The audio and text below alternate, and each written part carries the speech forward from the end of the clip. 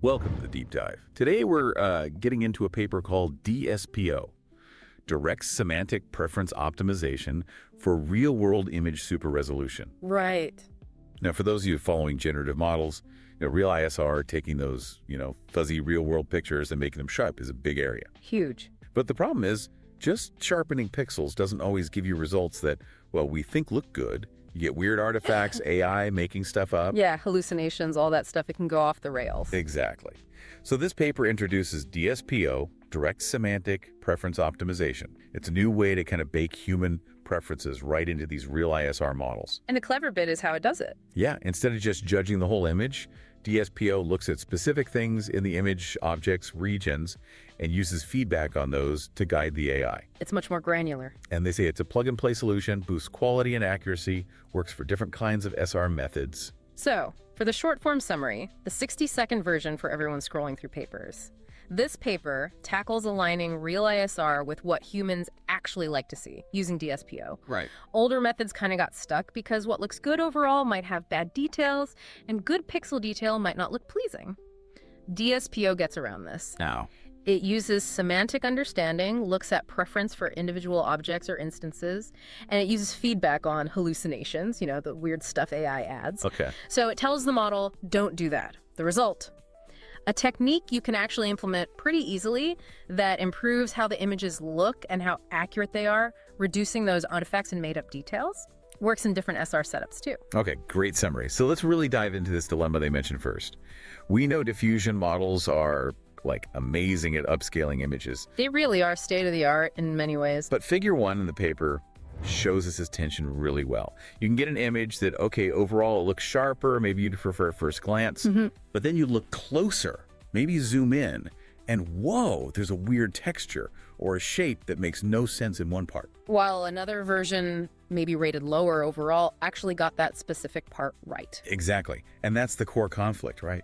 How we usually judge preference just looking at the whole picture doesn't quite fit with what Real-ISR is trying to do deep down. Which is, ultimately, pixel-level reconstruction, getting every tiny detail as close to some hypothetical, perfect, high-res version. So if you train based only on, I like image A better than image B, the model might freak out over one tiny flaw in image A. Even if 95% of image A is way better, it becomes oversensitive to local glitches, like the loss function just zooms in on that one bad pixel patch. Makes sense.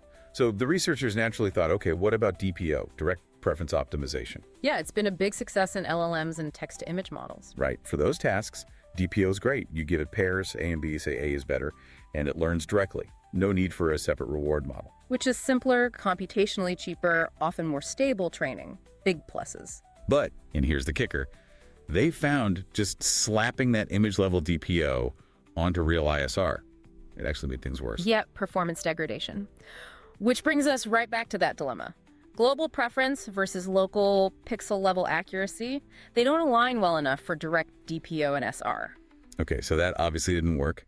How did they fix it? This is where DSPO, their Direct Semantic Preference Optimization, comes in. This is the core idea. Instead of that global thumbs up down, they focus on aligning preferences at the level of individual things within the image. Semantic instances. Semantic instances, like objects or recognizable parts. Exactly, using semantic guidance. The insight is that our judgment often hinges on specific parts, a face, a sign, a particular texture, A blurry face ruins an otherwise sharp photo. Totally. So DSPO tries to capture that. How? They mentioned two main strategies. Right. First is the semantic instance alignment strategy. Okay, walk us through that one. Semantic instance alignment. So first step, you take your blurry input image, you run it through your pre-trained SR model multiple times, maybe tweaking settings slightly each time. So you get 4 or 5 different attempts at making it high res. Exactly. Little collection of variations. Then you bring in a semantic segmentation model. They used SAM segment anything model. Yeah, Sam's really good at outlining stuff. Incredibly good. So it looks at each of your SR outputs and draws masks around the individual objects or regions, the cat, the tree, the building, whatever, breaks the image down into its parts. Okay, so now you have, say, 4 versions of the cat's face, each neatly segmented out. Then what? Then comes the preference part, but instance by instance. They do a best-worst event selection. Humans look at the 4 cat faces and pick the best one, sharpest, most natural, fewest artifacts, and maybe the worst one too. So you're comparing just the cat faces across the different outputs, not the whole image. Precisely, because that's often how we judge, right? We focus on the important bits. That feels much more intuitive for image quality. So how does the model learn from this cat face is better than that cat face? That's where their math comes in, like equation 4. They weight each instance, usually by size. Bigger objects matter more. Makes sense. And the goal is to adjust the model so it's more likely to generate the preferred version of that instance and less likely to generate the dispreferred one within that specific masked region. Okay. Then equation 5 adapts the DPO idea for diffusion models.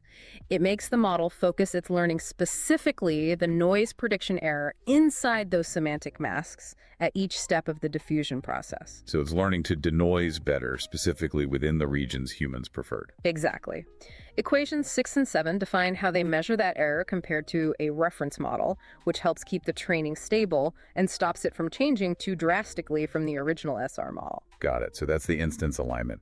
What about the second strategy, the user description feedback?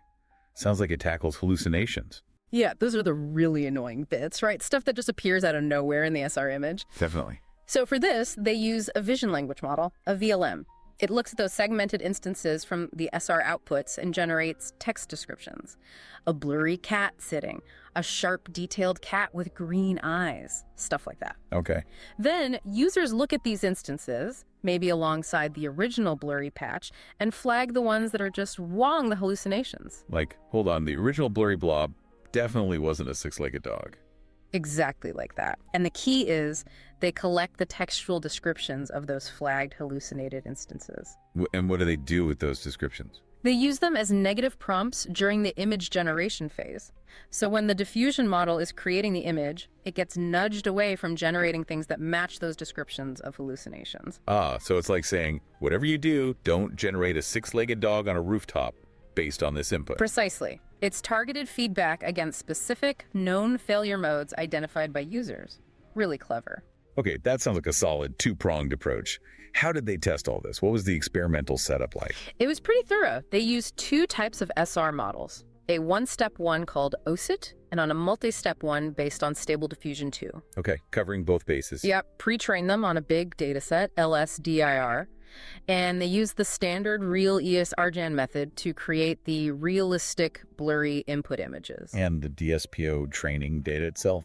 For each blurry image, they generated 4 different SR versions by tweaking model settings. That gave them the pool of outputs needed for the instance comparison part. Right, the best, worst of N. And how do they get those crucial instance-level preferences? Must have been tricky. They did it 2 ways. First, the human annotator method. They got 10 professionals, people who know about image quality. Experts. Yeah. These folks looked at segmented regions, specifically the 5 biggest ones from the first 500 images, so 2,500 regions total. They ranked the different SR versions of each region and, crucially, provided text feedback on any hallucinations they saw. They even used text from another model, BLIP, as a sort of reference. Wow, that's detailed. Sounds like a lot of work. Oh, absolutely. Very labor-intensive. Which is why they also developed the second method, the automatic IQA method. Okay, how did they automate it? They used a bunch, 8, I think, of standard image quality assessment metrics. You know, PSNR, SIM, LPIRS, DISTs for fidelity, plus others like NIC, MusicU, Manika, Clippy for perceptual quality. The usual suspects. Right. They normalized the scores and just added them up to get a combined score, trying to approximate human judgment automatically. And for the hallucination part, how did they automate flagging those? Clever bit here. They used BLIP again to generate text descriptions for both the ground truth image patch and the super resolved instance. If the meaning of the text descriptions was too different below some similarity threshold, they automatically flagged it as a likely hallucination. And use that BLIP description as the negative prompt. Exactly, a fully automated pipeline for generating the preference pairs and the anti-hallucination prompts. Okay, 2 methods for evaluation. Careful humans and scalable automation. So what did the results actually show? Did DSPO work? It really seemed to. Looking at the human results first, figure 3, DSPO won against the baseline model by a pretty big margin. Humans prefer the DSPO output something like 73-75% of the time on the test data sets. And that's a strong preference. Very strong. And importantly, they also compared DSPO against other alignment techniques. SFT, DDPO, Diffusion DPO, and the human annotators preferred DSPO over those too. It suggests this semantic instance level approach really is better suited for SR. Any visual proof? Yeah, Figure 5 has some great examples. You can see DSPO cleaning up shapes, edges, textures, reducing artifacts, and weird hallucinations compared to the baseline and other methods. It just looks better, more coherent. Okay, so the human evaluation looks good. Did the automatic metrics back that up? They did. Figure 4 has these radar plots showing performance across all 8 IQA metrics. For both the one-step and multi-step models, DSPO showed clear improvements across the board, fidelity and perception metrics on several data sets.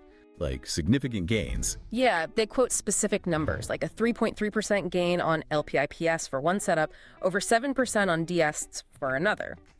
Meanwhile, the other alignment methods they tested showed much smaller improvements, kind of confirming that image-level preference struggles with SR. Right, back to the core dilemma. Exactly.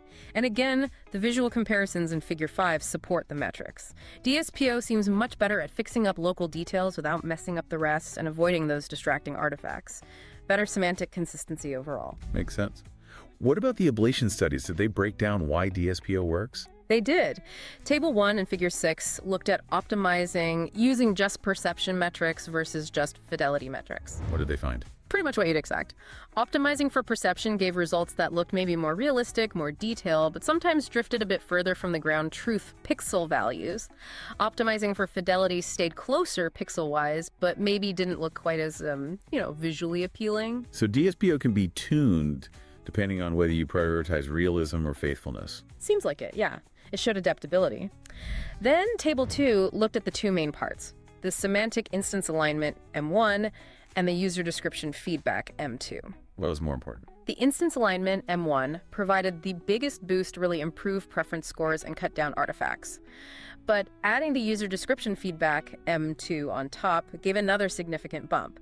The combination, M1 plus M2, gave the best results overall. So both components are valuable, but the instance level preference seems key. That's the takeaway. Okay, so let's try and bring it all together. What's the big picture here? The main contribution? I think the main thing is that DSPO is really the first framework to successfully get human preference alignment working properly for real-world SR. It tackles that core dilemma head-on by moving from image-level to instance-level semantics. Using those two key ideas. Right, the semantic instance alignment and the user description feedback for hallucinations. They work together, and the paper shows pretty convincingly that this improves both how the images look and how accurate they are.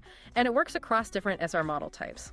It definitely sounds like a solid step towards SR models that generate images we actually, like looking at, not just ones that score well on some automated metric. Absolutely. It feels like a new direction, moving towards SR systems that are more visually coherent, more aligned with what humans find high quality. And it opens up lots of questions for future research, refining the semantic guidance, finding new ways to get feedback. Yeah, lots to explore there. So here's a final thought to leave you with. This idea of instance-level preference learning. Could it work elsewhere? Interesting question. Think about other generative tasks, maybe video generation or creating 3D models. Places where getting specific details right, a character's expression in a video, the texture on a 3D object is crucial for the overall realism and quality. Could we apply similar instance-level feedback there? It's definitely provocative. How do you teach AI about the importance of local details in complex generation tasks? DSPO offers one path for images. Could similar paths exist for video, 3D, maybe even audio? Something to mull over. Definitely something to think about. Thanks for diving deep with us today.